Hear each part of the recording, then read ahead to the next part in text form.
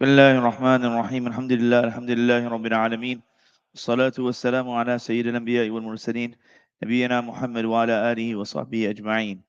عائشة رضي الله تعالى عنها قالت: كان رسول الله صلى الله عليه وسلم إذا اغتسل من الجنابة يبدأ فيغسل يديه ثم يفرغ بيمينه على شماله فيغسل فرجه ثم يتوضأ وضوءه للصلاة ثم يأخذ الماء فيدخل أصابعه في أسر الشعر حتى إذا رأى أن قد استبرأ حفن على رأسه 3 حفنات ثم أفاض على سائر جسده ثم غسل رجليه.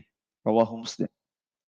We're discussing ghusl and taking the obligatory bath, and it's when we discussed yesterday when a person will have to take a ghusl, when a person has to take an obligatory bath.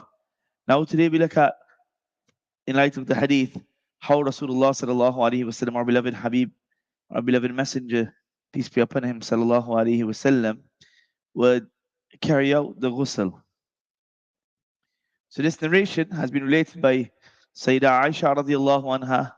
She says that when the messenger when taking a bath from major impurity, the Messenger sallallahu alaihi wasallam, he would begin by washing his hands. Then he would use his right hand to pour water onto his left hand to wash his private parts. Then he would perform wudu as he did for salah. After that, he would use his fingers to get water to the hair roots. Get water to the hair roots. Once he was satisfied that water had reached all the hair roots, he would scoop water with both hands and pour it over his head 3 times. After that, he would pour water on the entire body. And lastly, he would wash his feet. So descriptions being given here in this narration of what we would consider the method, the entire A to Z of carrying out ghusl. Now, yesterday we did when a person has to do ghusl. Let's look at a few fara'id of ghusl, the compulsory actions of ghusl. Just as how wudu had compulsory acts that a person has to carry out and without which a person's salah or any of the other ibadah that is dependent on wudu will not be accepted. Similarly, ghusl has, for ghusl as well, there are certain obligatory actions that have to be carried out before which your salah and other actions will not be accepted. Remember, anybody remembers one of the things that a person, 2 things that a person cannot do when they don't have ghusl, but that will be permitted when they don't have wudu? Anybody remembers? 2 things. MashaAllah, uncle on top of his game. MashaAllah. No, not picking up the Quran. Not picking up the Quran. No, but what's the other? Reading the Quran, MashaAllah. So coming into the masjid is also prohibited when one is in a state of janaba, that major impurity, and you're in need of ghusl, you're not supposed. That's why, for those who are going to be in itikaf and when you go for jamaat and stuff, if you're in itikaf, you are in the masjid. Sometimes in jamaat, though, we sleep in the classrooms or the other areas that are not considered, that masjid part. But in itikaf, you are going to be in the masjid. And that's why if there's a need for ghusl, then immediately you get up and you go and perform your ghusl. And then the clothing as well. The clothing as well should not be brought back. Right? That set of clothes, so says your pajama pants, your boxer shorts, whatever the case may be, that has now become impure. Now you have to leave that outside somewhere. So I know in some places what they will do is that they will have one, a wash basket or something like that designated. You will put it there, and then, because especially if you're living far from home and you're not going to be washing, or you leave it in one side so that when your family members come, then you can collect it and take it to wash, because you're not supposed to bring back the clothing that has the janabat on it, the impurity on it. You're not supposed to bring that back into the masjid either. That's something to remember. So the compulsory actions according to the Hanafi fiqh, come on, youngsters. Don't let me do all the talking. Farals of ghusl, come quickly. Unless you haven't been doing ghusl. Yes, to say to gargle the mouth. So according to Imam Abu Hanifa rahmatullahi alayhi, the Hanafi fiqh is to gargle the mouth. So you'll gargle the mouth properly. Of course, if you're fasting like we are now, to say someone, now that's a question often asked. If a person starts his fast in the state of janabat, so a person had a wet dream or a person had relations with his spouse, and now he wakes up, it was time for suhoor.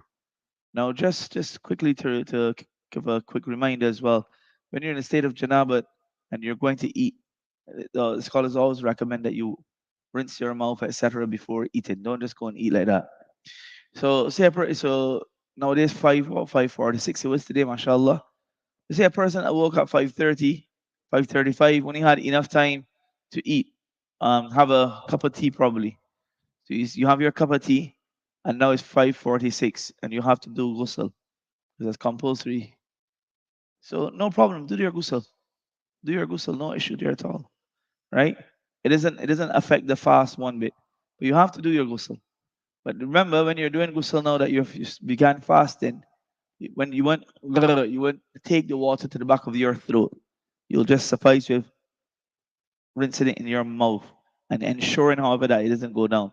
Similarly, generally you try to get we said we snuff the water up, right? But when it's time for, when you're fasting, you won't let it go right up either. And then the other point is where wash the entire body without leaving one spot dry. One's hair breadth should not be dry. The entire body has to be washed. According to the Shawafi school of thought, what's going to be compulsory for them? Next who was listening when we were discussing wudu. What's going to be compulsory for them that's not compulsory for us?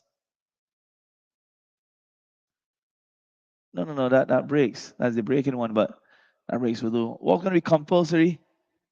Remember we said something is compulsory. They had the addition when doing wudu. There was an addition, two additions, but in this one there's one thing that's compulsory for them that's not for us. Intention, mashallah. Remember intention. So in wudu as well, the same principle. In wudu as well, they had intention being compulsory, so you had to have the intention of doing ghusl.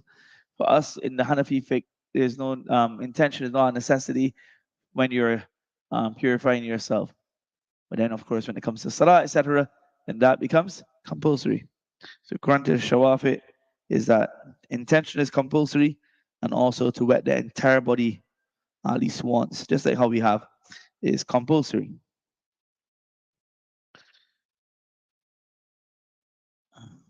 So those are the three things that are compulsory according to the Ahnaf. Rinse and gargle the mouth and throat at least once. To take water into the nose at least once. And to wash the entire body at least once. Now let's look at the narration. So narration mentions now the procedure that Rasulullah sallallahu alaihi wasallam he carried out his ghusl. So what we understand, he washed his hands. First, he did what? He washed his hands. Then you are told that, for example, if there's any seminal fluid or any najasat on your private parts or any part of the body, you get rid of that first, right? You get rid of that first, and then you wash, and you wash your private parts. So first, you will wash your hands up to the wrist, and then, like how Rasulullah sallallahu alaihi wasallam, he washes, you wash your private parts, and then after that, you perform wudu. Perform wudu. So of course, now when you're going to be performing wudu, you will be gargling, you will be putting water into your nostrils, like ensuring that your complete face is wet, hands, masa, and feet, right? Now after that, Rasulullah sallallahu alaihi wasallam, he would then wash his hair. This is what we understand from this, that he would then take the water, he would pour it in his hair, and then ensure that it goes to the roots of the hair. And this part, remember, that's why for sisters who have long hair and their hair is plaited, for them then there's not a necessity that they unplait their hair just, but they have to ensure that water goes to the roots, right? So Rasulullah sallallahu alaihi wasallam then he would ensure that the water would go to the roots of the hair. After that, you'll pour water over the middle part of the body, right? 3 times. And then you will do it over the right part of the right side of the body 3 times, the left side of the body 3 times. That's generally the way. Now, especially if especially if you're using the bucket and right. Nowadays, alhamdulillah, majority of us are in showers. So then we ensure that whilst using the shower, but what is essential is to rub the body whilst the water is there. So if you're going to stand under the shower as well, make sure you're rubbing the body because you don't want that some part of the body remains dry. And we've seen it, right? We've seen it. We're doing wudu, as I said, and that little part at the back of the foot, right? Just in line with the heel, that remains dry. Similarly, when you're doing wudu, you rub. Soap is not a necessity. Shampoo is not a necessity. But to ensure that the entire body gets wet is a necessity. That's why you have to ensure, for example, now your navel, behind the ears, behind your feet, all of these things are washed properly and thoroughly. This is very, very important. The hadith speaks about Rasulullah sallallahu alaihi wasallam. He washed his feet last. He did everything and then he washed his feet. Right? Now, one is you may have done it whilst doing wudu. So the scholars mentioned that perhaps one of the reasons Rasulullah sallallahu alaihi wasallam washed his feet last is that probably he was taking a bath on a muddy floor, right? And remember we discussed this that if you're then you're taking a bath and say the water is not flowing, right? Or it's taking long to go down the drain, then what do? You do your entire ghusl, and when you're finished now, you step outside, you go to another pipe because the water is not flowing yet. Then you will go and you will wash your feet outside. That's fine. Understand? But if it is that the water is flowing, no problem. Whilst doing wudu, whilst doing your wudu, and whilst taking your shower from head to toe, during that time as well, you will wash your feet.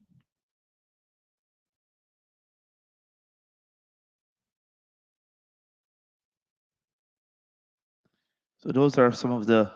Now let's look at the next narration that shows us again the importance of ensuring that every part of the body gets wet. That narration عن علي رضي الله عنه قال سمعت النبي صلى الله عليه وسلم يقول من ترك موضع شعرة من جنابة لم يصبها الماء فعل الله به كذا وكذا من النار قال علي فمن ثم عاديت الشعر. Imam Ahmad rahmatullahi alayhi records this narration. He says, I heard the Messenger sallallahu alaihi wasallam say, whoever leaves out even the space of a hair unwashed. So that small speck you leave out does not become washed while bathing after having relations.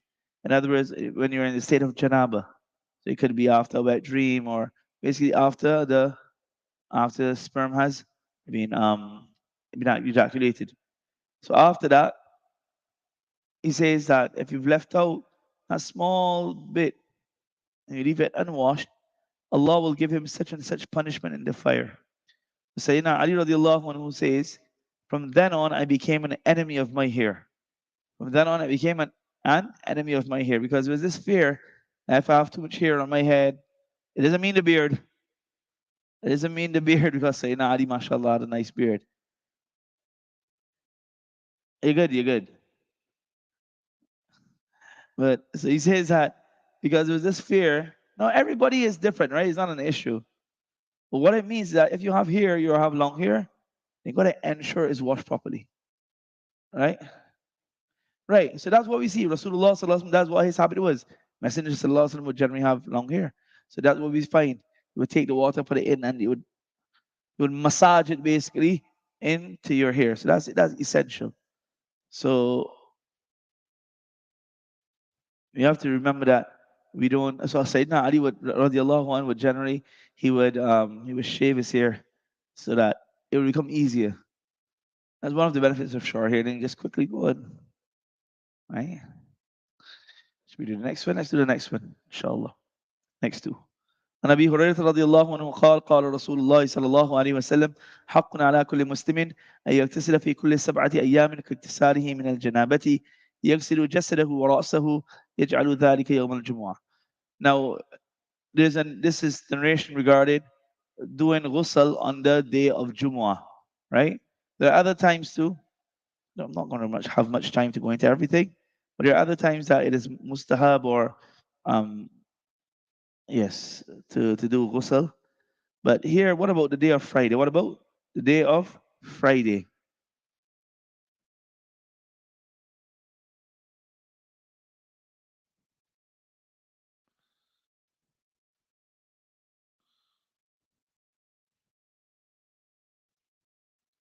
Right, before we go into that, just a reminder, one of the rights that our fellow Muslim brothers or sisters have over us is when they depart from the world, that we wash their body.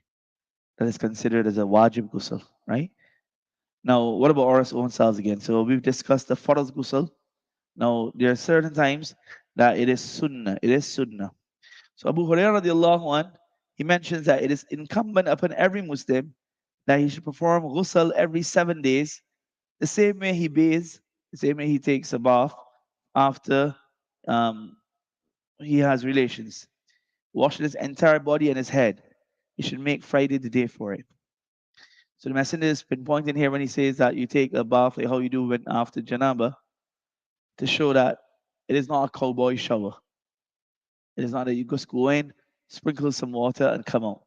That the same way you have your ghusl from janaba and you thoroughly wash your body and you rub the body, the same way you are supposed to do that on the day of Friday. So Mr. Ilyas, not Ilyas, his name is Mr. Abdullah. Perhaps you may think no, that means it is compulsory, right? That's what the wording sounds like, doesn't it? That's what the wording sounds like. It is compulsory, it is wajib. So it has been mentioned that it is not wajib. It is not wajib. What happened was initially Abdullah ibn Abbas radiallahu anhu, he says, that initially this was wajib. This was mandatory in the early period due to a combination of factors. The Sahaba, the type of clothing that they would wear was quite thick, coarse cloth, extreme heat, a large gathering in a small place. Many of them were farmers as well. So you're coming in, right? You're coming in from a small, hot place.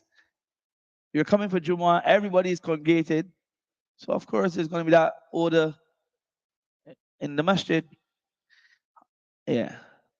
Yeah. Sometimes what happens, we think we want to put a little itar to camouflage that scent. Sometimes it doesn't work. So what happens here is that there's a need. But however, when conditions change, it was no longer mandatory, but it remained a highly desirable sunnah. It remained a highly desirable sunnah. So it's something though that we try to do. And the sunnah is that you take the ghusl and then you proceed to Jumu'ah with that ghusl, just as how you would wear clean clothing, nice clothes, and also put on itar, the miswak, etc.